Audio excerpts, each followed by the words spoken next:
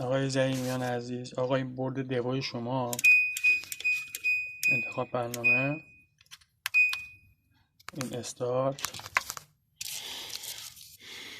دستگاه، این آبگیری دستگاه که 2 بار 3 بار هی میگیره قطع میکنه که دیگه دفعه سوم یا چهارم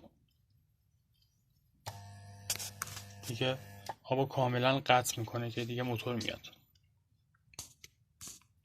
حالا شما موتور نفرستاده بودی، حالا ما همین آبگیری رو فعلا تست بکنیم که آبو قطع میکنه. الان آبگیری دیگه دائمی شد، الان با فوت کردن هیدرو آب قطع میشه.